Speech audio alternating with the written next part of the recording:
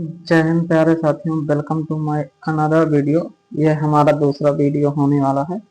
पहले वीडियो में मैंने संविधान के कुछ परिचय दिया था और यह हमारा दूसरा वीडियो है। तो इसमें हम संविधान के बारे में थोड़ा डिटेल में डिस्कस करेंगे कि क्या होता है। ठीक, तो चलिए। तो आप कैसे हैं सभी लोग, थोड़ा जल्दी जल्दी बता दीजिए। स्वस्थ होंगे, मस्त होंगे और अच्छे से पढ़ाई कर रहे होंगे। तो पढ़ाई तो करना ही पड़ेगा, लेकिन अच्छे से पढ़ाई करें ताकि सिलेक्शन जल्दी हो और उम्मीद बरकरार रहे, ज़्यादा समय ना लगे। इसलिए ऐसा माइंड मैप तैयार किया जा रहा है और ये माइंड मैप और ट्रिक के द्वारा आप बहुत अच्छे से समझ पाएंगे और बहुत लंबे समय तक याद रख पाएंगे, ताकि तुरंत एग्जाम में जैसे ही आप हॉल में जाएंगे, क्वेश्चन आएगा, देखेंगे कि संविधान का विभाजन कैसे, अगर क्वेश्चन पूछ लिया तुरंत दिमाग में आएगा। इमेज के थ्रू इसीलिए याद कराया जा रहा है, ना कि वैसे लिख लिख के याद हो जाता है, लेकिन उसमें ज्यादा समय लगता है। जैसे ये 2 बार पढ़ेंगे आप याद होगा, वो 4 बार पढ़ेंगे, 5 बार पढ़ेंगे तब याद होगा। और यहाँ पे इमेज के थ्रू ज्यादा क्लियर चीजें आती है। जैसे आपके साथ कोई घटना घटित हो जाती है, वो बहुत जल्दी याद रहती है, लेकिन कुछ घटनाएं ऐसी होती हैं, कोई स्टोरी सुना दिया गया वो तुरंत भूल जाती है। इसलिए घटनाओं के थ्रू चीजें बहुत लंबे समय तक याद रहती हैं। तो चलिए संविधान के बारे में हम आज पढ़ते हैं। संविधान मुख्यतः 2 तरह का होता है। कौन कौन सा होता है संविधान? लिखित एंड अलिखित। तो पहले अलिखित संविधान आया होगा, क्योंकि पहले भारत में जो भी लोग रहते थे या विश्व में जो भी लोग रहते थे वो पढ़े लिखे नहीं होते थे। इसलिए पहले ध्यान देंगे तो अलिखित संविधान आया होगा और फिर बाद में लिखित संविधान आया होगा। तो अलिखित संविधान के बारे में थोड़ा डिस्कशन करते हैं। कैसे उत्पत्ति हुई, कैसे लागू होता है, कैसे काम करता है। तो बिल्कुल दिमाग फ्रेश होकर ध्यान दो। ओ भाई, ओ भाई, ध्यान दो। इधर इधर उधर नहीं, लेक्चर चालू करके इधर उधर देख रहे हो। चलो ध्यान दो। अलिखित संविधान कैसे है? बनावट एंड उत्पत्ति के आधार पर। बनावट, बनावट एंड उत्पत्ति। बनावट मतलब विकसित होता है। यह बनावट इसकी विकसित होती है। ये नहीं कि लिख के तैयार किया गया फिर उसे बताया गया नियम, ऐसा नहीं। ये विकसित होता है। पहले पुराने लोग करते थे, फिर उसी तरह माता पिता करने लगे, हम करने लगे।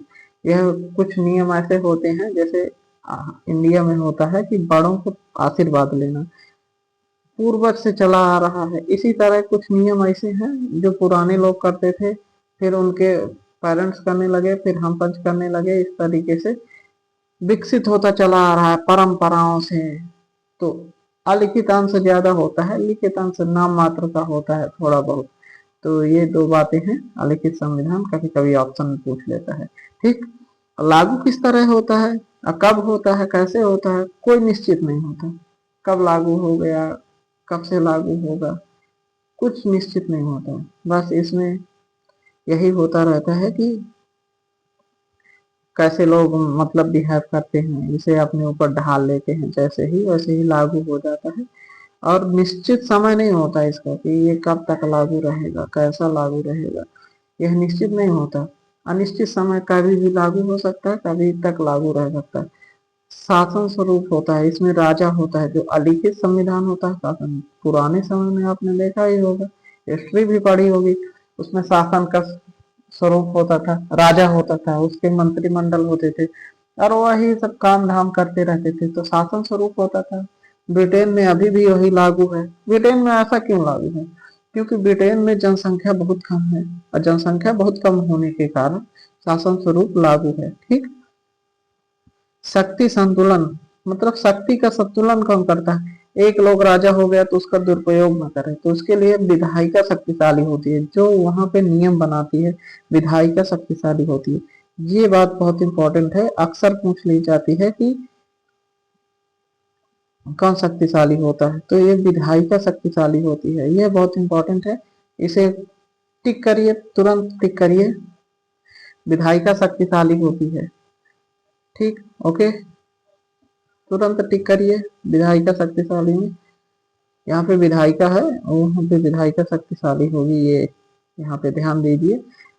शक्ति का संतुलन कौन करता है? विधायिका, जो विधि का निर्माण करती है। मान लो राजा उपद्रव कर रहा है, विधि का निर्माण कर दिया गया, राजा को हटा दिया गया, किसी और को ले आया गया। ठीक, उदाहरण के लिए ब्रिटेन का, ब्रिटेन हो गया, फ्रांस हो गया, यहाँ पर एकात्मक सरकारें चलती हैं। शासन का स्वरूप है तो लिखित संविधान अभी तक लागू नहीं हुआ। ठीक, अब लिखित संविधान के बारे में बात करते हैं। लिखित संविधान के बारे में बात करते हैं तो भारत, यह बहुत सारी जनसंख्या, बहुत सा क्षेत्रफल, भारत तो ऐसे बात की जाए तो विश्व में 7वें नंबर पर है।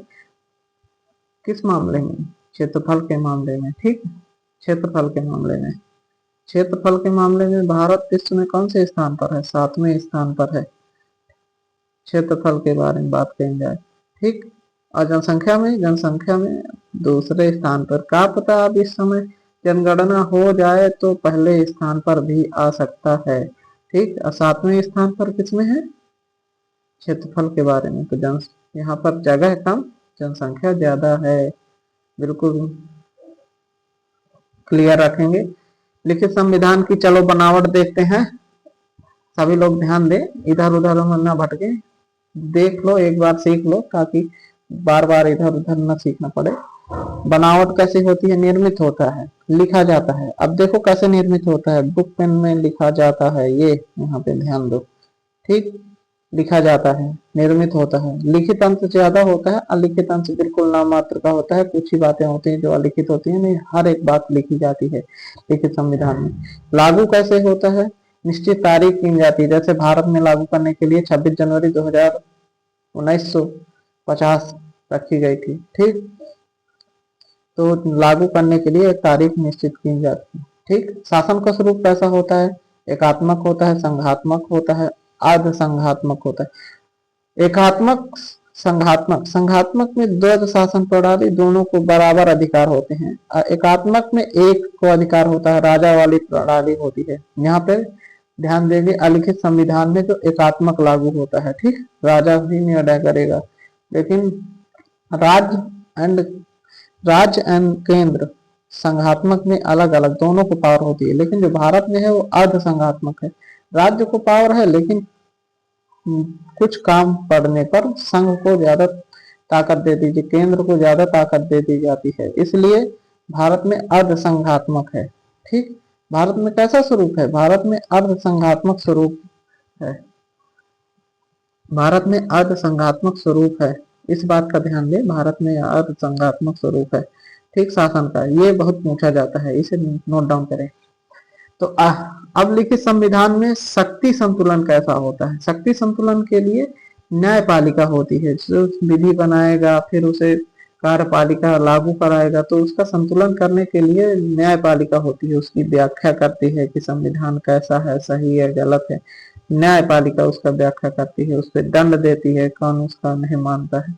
उदाहरण के लिए भारत में लिखित संविधान है, विश्व का सबसे बड़ा लिखित संविधान है। ठीक, ओके, उदाहरण के लिए भारत। ठीक, उद्देश्य और महत्व। संविधान देश का राज्य व्यवस्था को तय करता है। देश में कैसी व्यवस्थाएं चलेंगी, कैसे लोग रहेंगे, क्या क्या नियम का पालन करना पड़ेगा, ये सारी बातें कौन तय करता है? संविधान तय करता है। ठीक, तो उद्देश्य इसका मुख्यतः यही होता है कि देश में राज्य व्यवस्था तय करता है। ओके, राज्य व्यवस्था कैसी रहेगी, कैसी नहीं रहेगी, ये सारी बातों को तय करता है। ठीक, अब चलिए नेक्स्ट। अच्छे से स्क्रीन शॉट कर लीजिए, स्क्रीन शॉट करके आप एक बार अच्छे से पढ़ लेंगे तो ये याद रहेगा, भूलेगा नहीं। और यहाँ से क्वेश्चन बनते हैं। एकात्मक शासन। अब एकात्मक शासन किसे कहते हैं? थोड़ा इसका स्वरूप अच्छे से पढ़ेंगे तब जाके अनुच्छेद और जाके समवर्ती सूची क्या है, ये सूची क्या है, केंद्र सूची क्या है, राज्य सूची, सब चीजें अच्छे समझ में आएंगी, नहीं तो फिर समझ में नहीं आती। तो एकात्मक शासन प्रणाली को ध्यान से पहले पढ़ेंगे, फिर संघात्मक पढ़ेंगे, तब जाके हमें समझ में आएगा कि अर्ध संघात्मक क्या होता है, भारत में कैसे लागू है। ओए ओए लाल सर, इधर ध्यान दो, इधर इधर उधर नहीं। ठीक, तो एकात्मक शासन प्रणाली में मुख्य संरचना, जो एकात्मक में संरचना होती है वो शक्तियों का केंद्रीकरण होता है। केंद्रीकरण का मतलब राजा पूरे एक तरह से निर्णय लेता है। ठीक, शक्तियों का केंद्रीकरण रहता है और सिर्फ एक सरकार द्वारा शक्ति का प्रयोग, राजा को द्वारा प्रयोग होता है। विधायिका शक्ति बना के देती है और उसका प्रयोग कौन करता है? उसका प्रयोग राजा करता है। ठीक, ये चीज ज्यादा।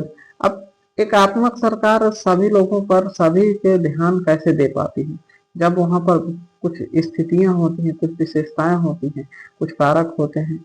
तो उन कारणों को चलो जानते हैं क्या क्या होते हैं, विशेषताएं चलो, और वो कारक। भौगोलिक कारण, भौगोलिक का मतलब पहले समझो, भौगोल का मतलब ही समझ में आ रहा है कि क्षेत्रफल से कम क्षेत्रफल हो। अब ये भारत का क्षेत्रफल दिया है तो भारत का क्षेत्रफल बहुत है, लेकिन भारत का नहीं होगा। ठीक, कम क्षेत्रफल हो, कम क्षेत्रफल जैसे ब्रिटेन का, फ्रांस का, जापान का, फ्रांस का। ठीक, कैसा क्षेत्रफल हो, कम क्षेत्रफल। अब यहाँ पर कम जनसंख्या हो, जापान में देखो बहुत कम जनसंख्या है। ठीक, और प्रशासनिक एवं वित्तीय, वित्तीय का मतलब पैसा रुपया से संबंधित, प्रशासनिक का मतलब दंड देने से संबंधित। त्वरित हो, त्वरित का मतलब तुरंत तुरंत तेजी से बढ़ता हुआ जाए, जल्दी से हो, जैसे ही केस है वैसे मुकदमा उसका फाइनल हो जाए। ये नहीं कि आ रहे हैं धीमे धीमे दे रहे हैं, नहीं, तुरंत आए तुरंत। किफायती हो, किसी के पक्ष विपक्ष की बात न करे, सीधे निर्णय पे बात करे, सबके लिए समान बराबर व्यवहार करे। ठीक, प्रणालीगत प्रभाव, न्यूनतम केंद्र राज्य विवाद, मतलब देश के अंदर जो केंद्र सरकार एंड राज्य सरकार जो होती है उन पर विवाद न हो, आपस में लड़ाई झगड़ा न हो, नहीं तो फिर उनके लिए संघात्मक जरूरी हो जाएगी। जब ज्यादा जनसंख्या नहीं होगी, कम क्षेत्रफल होगा, तो वो आपस में खुद ही विवाद नहीं होगा। ठीक, आप उदाहरण से समझ सकते हैं कि जहाँ ज्यादा बर्तन के ढेर होते हैं भड़बड़ाहट रहती, लेकिन कम है, एक दो हैं तो इधर उधर रहते हैं। ठीक, उदाहरण के लिए ब्रिटेन का एकात्मक है, फ्रांस का है, जापान का है, इन सभी में पूछ लिया जाता है कभी कभी कि कहाँ पे एकात्मक शासन प्रणाली है। फिर आप सोचते हैं यार पढ़ाया नहीं गया, जब आप पढ़ेंगे नहीं तो पढ़ाया कहाँ से जाएगा, तो सीधे अनुच्छेद याद करने पहुंच जाते हैं। ठीक, तो यहीं से ही पूरे क्वेश्चन पूछे जाते हैं, सारी चीजें पॉलिटी, बस हमें A to Z पढ़ना पड़ेगा पहले। ये आखिरी बार है, पढ़ लीजिए, पूरा A to Z पढ़ाया जाएगा। ओके, ठीक। अब चलो नेक्स्ट, संघात्मक संविधान। अब संघात्मक संविधान के बारे में बिल्कुल ध्यान से सभी लोग फ्रेश होकर ध्यान देंगे, इधर उधर की बातें छोड़ो और चलो सीधे ध्यान दो। संघात्मक में क्या होता है, संघात्मक में पहले इधर की ओर ध्यान दो, जिधर की ओर मैं लाइन बना रहा हूँ उधर को पहले ध्यान देंगे सभी लोग। संघात्मक में क्या होता है, ये लाइन में ध्यान देंगे। ये द्वैध शासन पर द्वैध सरकार होती है। द्वैध सरकार कौन सी है, केंद्र सरकार और राज्य सरकार। इसके विषय दिए जाते हैं, जैसे जल निगम, रोड निगम, तो कौन शासन बनाएगा, कौन क्या करेगा, इन सब के बारे में भी नियम बनाए जाते हैं। तो केंद्र सरकार में संघ सूची होती है, यूनियन। ठीक, तो भारत में 100 विषय हैं संघ सूची में, ये बहुत इंपॉर्टेंट है, आप इसे मार्क करिए। केंद्र सरकार में सेंटर राज्य के पास कितनी सूचियां हैं, 100 संघ सूचियां हैं, जिसके विषय में कानून कौन बनाएगा, केंद्र सरकार। और राज्य सरकार के पास कितने विषय दिए गए हैं, 61। ये मेन चीज, ये दो चीज ये लिखित होते हैं, कोई तुक्केबाजी नहीं होती कि या लिखित संविधान की तरह हो। ठीक, अब इसमें चुनौतियां क्या होती हैं, जटिलताएं क्या होती हैं, इनके निर्णय में बहुत देरी होती है। अपने यहाँ कोर्ट में सुनवाई के ऊपर सुनवाई चलती रहती है, इनका निर्णय होता ही नहीं, बहुत दिक्कत होती है निर्णय में कि तुरंत निर्णय हो जाए, नहीं हो पाता, सुनवाई चलती ही रहती है। ठीक, और निर्णय में देरी होने के साथ साथ प्रशासनिक बहुत खर्चीला होता है। अपने यहाँ किसी को किसी चीज का मुकदमा लड़ना हो तो बहुत प्रशासन, हाई कोर्ट जाओ, पहले जिला न्यायालय, जिला न्यायालय में निर्णय नहीं मिल पाता है तो फिर उसके बाद हाई कोर्ट, हाई कोर्ट में अगर नहीं मिल पाता फिर सुप्रीम कोर्ट के पास जाओ, तो एक क्रम वाइज चलता रहता है। ठीक, और विवाद और संघर्ष बहुत होता है। विवाद, जनसंख्या ज्यादा रहेगी, उनका निर्णय समय से नहीं मिलेगा तो उनको दिक्कत होगी, इसलिए विवाद होता रहेगा। और चलिए, तो भारत में इन दोनों का मिश्रण है, काफी चीजें भारत में जो चीज देखा जाए वो सब चीजें मिश्रण है। जटिल और सरल के बात में देखा जाए तो उसमें भी मिश्रण है। और कठोर लचीला में देखा जाए तो उसमें भी मिश्रण है। तो इसी तरह संघात्मक एकात्मक में भी मिश्रण है, कहीं पर कठिन जरूरत पड़ने पर और कहीं पर बिल्कुल सरल, तो उन दोनों का मिश्रण रखा गया है। भारतीय परिप्रेक्ष्य और विद्वानों के मत, केसी बियर ने सीधे बोला है कि भारत का संविधान कैसा है, अर्धसंघीय है। अर्धसंघीय के बारे में यह बताया गया है, यहाँ पे ग्रेनविन ऑस्टिन ने बताया है। ग्रेनविन ऑस्टिन के ध्यान से सहकारी संघवाद कहा है भारतीय संविधान को। आइवर जेनिंग्स ने कहा है केंद्रीकरण के साथ संघ, मतलब पूरे देश का तो केंद्रीकरण है राज्य, और फिर राज्य उनका संघ भी है पूरे देश का। ठीक, तो ये बातें कही गई हैं, ये बहुत पिछले ईयर के एग्जामों में पूछे गए हैं, एनटीपीसी में पूछा गया है। अब जब इन्हें कोई पढ़ता ही नहीं है तो फिर आता भी नहीं है, इसलिए ध्यान देंगे। रेलवे एंड एसएससी, या तो कभी कभी कोई भी कंपटीशन एग्जाम हो तो उसमें पूछा ही जाता है, पॉलिटी पूछी जाती है तो भाई आएगा ही आएगा। ठीक, और इधर उधर अगर आप रेलवे पढ़ रहे हैं तो आप कोई भी कंपटीशन दे रहे हैं, दो चीजों को छोड़कर यूपीएससी और पीसीएस लेवल में कम पूछा जाता है, लेकिन उसमें भी पूछ लिया जाता है, कुछ कुछ विकल्प दे दिए जाते हैं मल्टीपल चॉइस में कि कौन कौन से हैं, तो सही गलत फिर छांटने में दिक्कत आती है। और यूपीएससी पीसीएस लेवल में ये सब पढ़ाया जाता है, लेकिन एसएससी रेलवे में नहीं पढ़ाया जाता। कम जल्दी खत्म करने के चक्कर में कोई नहीं पढ़ाता, इस कारण से आधे बच्चे नहीं तैयार कर पाते, फिर कहते हैं पेपर कहाँ से आ गया, कहाँ से आ गया, यहीं से आता है। तो इन बातों को ध्यान दे पहले, और अच्छे से एक बार इमेज आप स्क्रीनशॉट करके पढ़ें, फिर अच्छे से क्लियर हो जाएगा। ठीक, अब ध्यान दें विकेंद्रीकरण। विकेंद्रीकरण में बता दिया कि दो हिस्से होते हैं। अब ये क्यों होता है, क्योंकि जनसंख्या बहुत ज्यादा होती है, एक जगह से हर चीज कर पाना संभव नहीं होता, निर्णय दे पाना संभव नहीं हो पाता। अभी इतने सारे उच्च न्यायालय हैं, फिर जिला न्यायालय हैं, फिर भी निर्णय में देरी होती रहती, क्यों, जनसंख्या बहुत होने के कारण। ठीक, और क्षेत्रफल भी अधिक है। अब लिखित संविधान किन किन देशों में है बात करते हैं।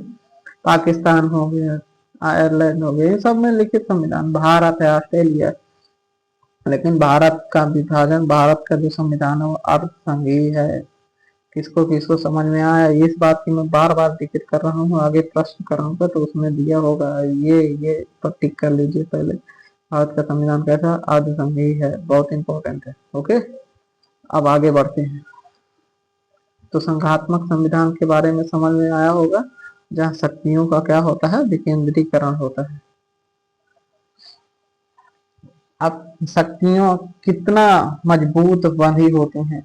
अब ये एकात्मक संघात्मक तो समझ में आ गया, लेकिन ये परिसंघ क्या होता है पूछ लेता है, परिसंघ क्या है। चार विकल्प दे दिया, फिर कोई पढ़ा ही नहीं होता तो समझ में नहीं आता। तो चलो समझते हैं परिसंघ।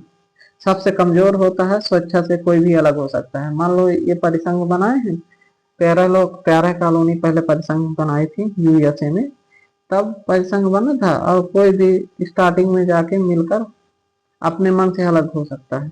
लेकिन जो संघ संघ बनता है, फेडरेशन, संघ दो तरह का होता है, संघ यूनियन एंड संघ फेडरेशन। इसमें एक शर्त रखी जाती है, जो संघ फेडरेशन होता है इसमें एक शर्त रखी जाती है कि जो कोई अलग होगा संघ से, फेडरेशन वाले में, उसे संधि मानना पड़ेगा, जो संधि शुरुआत में रखी जाती है।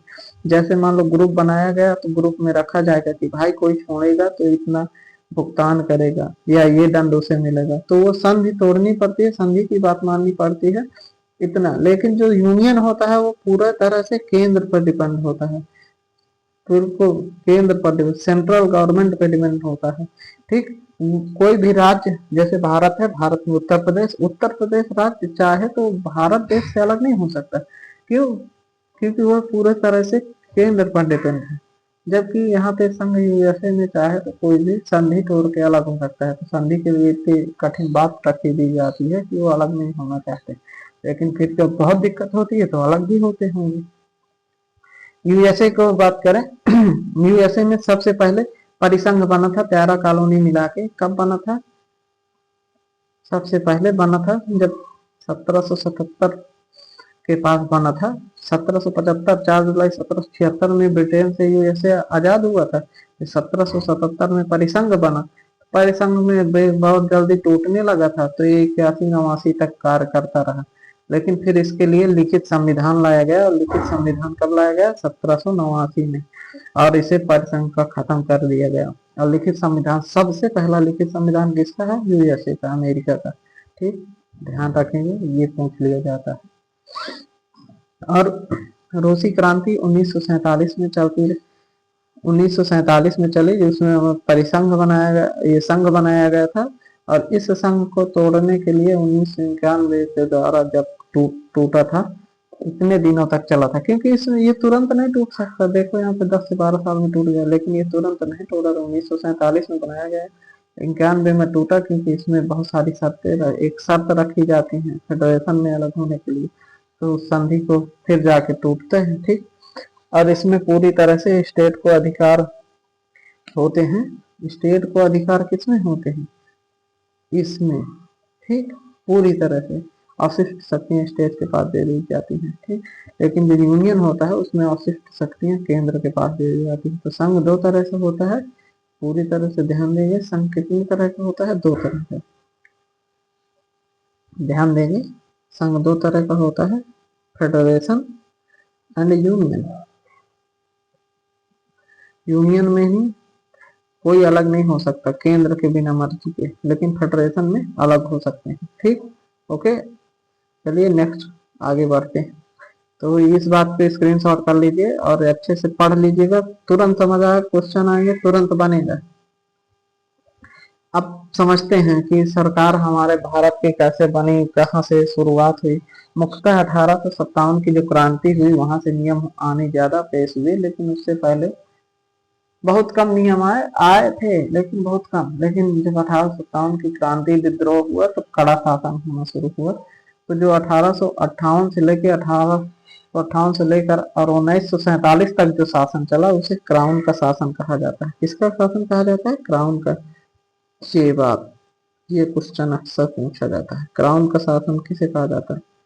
इसे नोट डाउन करें सबसे पहले, क्राउन का शासन ये पूछा जाता है, क्राउन का शासन इसको कहा जाता है। ठीक, और ये रेगुलेटिंग एक्ट से शुरू हुआ था, मुख्यतः नियम ज्यादा बनाने, लेकिन हम इसको विस्तार से आगे के लेक्चर में पढ़ेंगे। ठीक, फेडरेशन को बात करें तो संघीय व्यवस्था को अपनाया गया था, संघीय व्यवस्था अपनाई गई थी।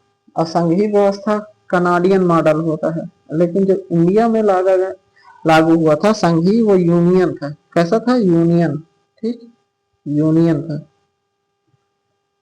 ठीक, ये यूनियन कौन सा है? कनाडी मॉडल है, ये इंडिया में लागू हुआ था। ठीक,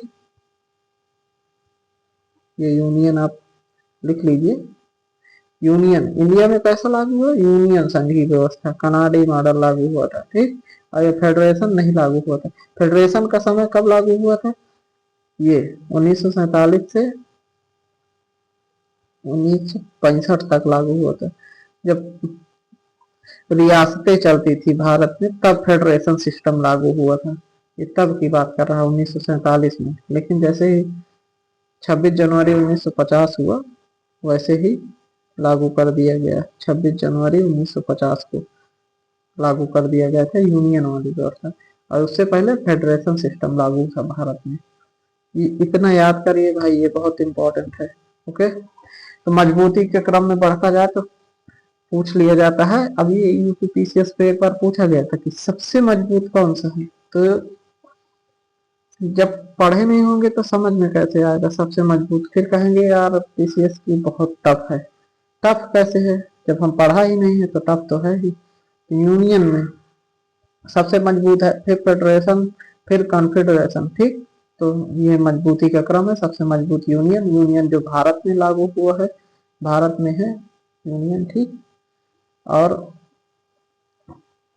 ये, और 1947 से लेकर 1950 तक, जब 565 रियासतें थी, तब तक फेडरेशन लागू था। इसी कारण 3 रियासतें नहीं लग रही थी, वो शर्त मान के, शर्त तोड़ के दूसरी जगह जाना चाह रही थी, लेकिन कुछ शर्त मान तो पूरी नहीं कर पा रही थी, इस कारण उन्हें भारत में मिलना पड़ा। ठीक, और संविधान को देश का स्वरूप कहते हैं। स्वरूप कैसे बनाता है? संस्थात्मक सरकार, जिसमें राजा प्रमुख अलग होता है और शासन का प्रमुख अलग होता है। मतलब राजा अलग हो गया, जैसे प्रेसिडेंट अपने इंडिया में एक तरह से भारत का प्रथम नागरिक बना दिया जाता है, तो अलग हो गए। संस्थात्मक सरकार है अपने इंडिया में, ठीक, उनका प्रमुख, और शासन का प्रमुख पीएम हमारे यहाँ होता है, ठीक, ये दो बातें। और अध्यक्षात्मक सरकार होती है, राजा और शासन का प्रमुख एक ही होता है, ठीक, ये अध्यक्ष। और अर्ध संघ, दोनों के लक्षण एक ही होते हैं, ठीक, दोनों के लक्षण अध्यक्ष में, दोनों के लक्षण मतलब उसमें शासन एंड राजा दोनों के उसमें अर्ध संघात्मक में आ गए। अध्यक्षात्मक में राजा प्रमुख होता है, ठीक, इस बात को याद रखें। आगे चलते हैं। अब संविधान का वर्गीकरण। संविधान कई तरह का होता है, वर्गीकरण के बारे में बात कर लेते हैं। मुख्यतः 5 प्रकार से वर्गीकरण होता है। निर्मित, जो निर्मित होता है वह लोकतंत्र जो लिखित होता है, और जो राजतंत्र होता है वो विकसित होता है, पुराने टाइम से चला आता है, ठीक, इनकी उत्पत्ति ऐसे होती है। मार्क करेंगे, जो निर्मित है 2 तरह होते हैं, ठीक। अब बात करेंगे उत्पत्ति। जो शासनात्मक होता है, और शासनात्मक में शक्ति का केंद्रीकरण होता है, बता ही चुका हूँ। लोकतंत्र में राजा का तंत्र नहीं होता है, लोकतंत्र में जनता द्वारा सरकार चुनी जाती है 5 सालों के लिए। लेकिन भारत में मिश्रित संविधान, कठोर एंड लचीला। भारत में कैसा संविधान है? मिश्रित। ये बात इंपॉर्टेंट है, आप इसको नोट डाउन करें।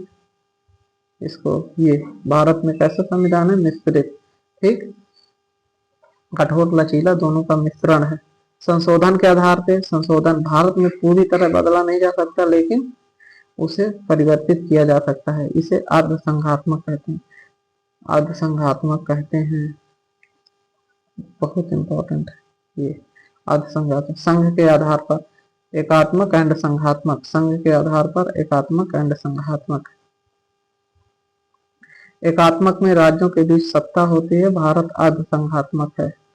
जहां देखेंगे आपको अर्धसंघात्मक भारत, और ये अक्सर क्वेश्चन पूछा जाता है और कोई बताता नहीं है, फिर रह जाते हैं मुंह फैला के जब जैसे नहीं आता है। संकलन के आधार पर अगर बात करें तो भारत में जो संविधान संकलन होता है वो मुख्यतः 2 तरह के, लेकिन भारत में लिखित है। भारत में कैसा है? लिखित। संकलन के आधार पर अगर हम संविधान की बात करें तो भारत में लिखित है। कैसा है? लिखित। कानूनों को प्रलेखन की शैलियां बताता है कि औपचारिक दस्तावेज बनाम स्थापित परंपराएं, ठीक। अलिखित जैसे यूके का है, जापान का है, वो अलिखित है, ठीक। ये यहाँ पे यूके का, जापान का। कानूनों के प्रलेखन की शैलियां बताती हैं कि औपचारिक दस्तावेज बनाम स्थापित परंपराएं, ठीक, इस बात को ध्यान में। अब कुछ क्वेश्चन है जो पूछे गए हैं, लास्ट ईयर क्वेश्चन है, रेलवे एंड एसएससी के हैं, ठीक, जो पूछे गए हैं। निम्नलिखित में से कौन सी एक भारतीय संघवाद की अभिलाक्षणिक विशेषता नहीं है? मैं कई बार बताया कि अवशिष्ट शक्तियां केंद्र में निहित होती हैं, यूनियन के रूप में होता है भारत में, तो जितना भी अवशिष्ट शक्तियां हैं केंद्र के रूप में निहित होती हैं, तो इस बात को देख लीजिए, ये यहाँ पे, ठीक। अब लिखा है भारतीय संविधान की 7वीं अनुसूची है, आगे चल के मिलेगी कि हाँ है, ठीक। केंद्र सरकार प्रणाली है, देश सरकार प्रणाली है, केंद्र है, यहाँ पे माफ कीजिए गलत लिखा हुआ है, लिख लीजिए केंद्र, ओके, मैं लिख दे रहा हूँ।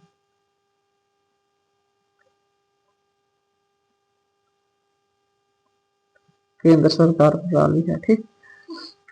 तो इसमें से विशेषता नहीं है, विशेषता यही नहीं है, ये गलत है, तो यही आगे चल के सही हो जाएगा, क्योंकि इसकी विशेषता ये नहीं है, ठीक, तो ये वाला सही हो जाएगा, ठीक। अब इस बात को मैं कई बार जिक्र किया हूँ कि केसी जेल ने क्या कहा है, अनुसार भारतीय संघवाद के संबंध में निम्नलिखित में से कौन सा कथन सही है? सहायक संघी सिद्धांत के साथ एकात्मक, संघी के साथ एकात्मक मतलब अर्धसंघी, ठीक, अर्धसंघी, इस बात को नोट डाउन करें पहले, अर्धसंघी, ये पूछा जाता है। बहुत सहायक संघी सिद्धांत के साथ एकात्मक राज्य, ठीक। संघात्मक का क्या अर्थ है? देश में सरकार के एक से अधिक स्तरों का अस्तित्व। एक से अधिक यहाँ पे अस्तित्व लिखा है, थोड़ा गलत हो गया टाइपिंग में, ध्यान दें। एकात्मक एक सरकार होती है, संघात्मक संघवाद का अर्थ आप समझिए। यहाँ पे संघात्मक संघात्मक का अर्थ समझिए। ये केंद्र एवं राज्य में जब शक्तियां बटी होती हैं तो उन्हें संघात्मक कहते हैं। निम्नलिखित में से कितने संविधान को अर्धसंघीय कहा है? किसने? थोड़ा यार मिस्टेक कर दिया टाइपिंग में, तो इस बात पर ध्यान दे लेंगे थोड़ा सा। किसने कहा है भाई? संविधान को अर्धसंघीय बताया है, केसी वीर ने बताया है अर्धसंघीय। किसने बताया है? केसी वीर। अभी मैं ऊपर बताया था, अब फिर नीचे बता रहा हूँ, क्योंकि ये 2-3 बार क्वेश्चन पूछा गया है घुमा फिरा के, तो इसे याद कर लेंगे। भारत में कैसी व्यवस्था है? भारत में केंद्र राज्य व्यवस्था है। 7वीं अनुसूची, अभी अनुसूची की बात ऊपर किया था, तो भारत में 7वीं अनुसूची है जिसमें राज्य को 61 विषय दिए गए थे। आपातकालीन में केंद्र शक्तिशाली हो जाता है, यूनियन के कारण केंद्र शक्तिशाली हो जाता है। मैं यूनियन की बात किया था कि भारत में यूनियन व्यवस्था है। कैसी है? यूनियन, ठीक, इसलिए शक्तिशाली हो जाता है। भारत में यूनियन व्यवस्था है, ठीक। हाथ से लिखा जा रहा है तो नहीं लिख सही से जा रहा, क्योंकि कीबोर्ड अभी नहीं है लिखने वाला, इसलिए। ओके, आगे चल के समझेंगे। भारतीय संविधान में सरकार को अर्धसंघीय रूप कनाडियन संविधान से लिया गया है। कनाडियन अर्धसंघीय रूप मतलब आधा संविधान एकात्मक एंड संघात्मक कहाँ से लिया गया? कनाडियन मॉडल से लिया गया है। ये भी एसएससी एग्जाम में पूछा गया है, plus NTPC last year exam में पूछा गया है। विकल्प में था कि कहाँ से लिया गया है, फिर किसी ने नहीं बता पाया। इस कारण से जब यहाँ पढ़े नहीं तो बता कहाँ से पाएंगे, ठीक। निम्नलिखित में से कौन सा संघीय प्रणाली का विशेषता नहीं है? एकल स्त्री सरकार, ये संघ की विशेषता नहीं है भाई। मैंने बताया कि संघ में 2 स्तर होते हैं, केंद्र एंड राज्य, ठीक, और सब कुछ है। तो आज की क्लास इतनी ही, आज के लिए काफी है। अच्छे से तैयारी करें, रिवीजन करें और याद करते रहें। और ट्रिक कैसी लगी इसको थोड़ा कमेंट करके जरूर बताएं, और जो कमियां रह गई हों उसे बताएं, ताकि हम आपको अच्छे से तैयार करा सकें और इस तरह आगे मैप लेकर आते रहें। और इसलिए चैनल को सब्सक्राइब करें। अगर अच्छे से पढ़ना है ट्रिक के थ्रू और पूरे माइंड मैप के थ्रू पूरी जीके जीएस पढ़ना है तो सब्सक्राइब करें, शेयर करें और लाइक करें। लाइक से पता चलता है कि हाँ पसंद आ रहा है कि नहीं। लेकिन अभी हम पढ़ा रहे हैं, ये नवीन शर्मा सर की लेक्चर की जो क्लास नोट्स थी उसको हमने माइंड मैप पे तैयार किया हुआ है, A to Z, और कुछ चीजें अपने से भी जोड़ी है, तो उसी बेस पे पढ़ाया जा रहा है, ठीक। तो कुछ नहीं होगा। एसएससी फाउंडेशन 2025 का जो बैच था उससे पूरी क्लास नोट्स थी, वो कम याद हो रही थी, इसीलिए माइंड मैप से तैयार किया और फिर उसके बाद पढ़ाया जा रहा है। इससे अच्छे से क्लियर कॉन्सेप्ट हो रहे हैं, समझ में भी आ रहा है, और इसके थ्रू इसलिए पढ़ाया जा रहा है, और वही है सब। तो इसलिए धन्यवाद, जय हिंद।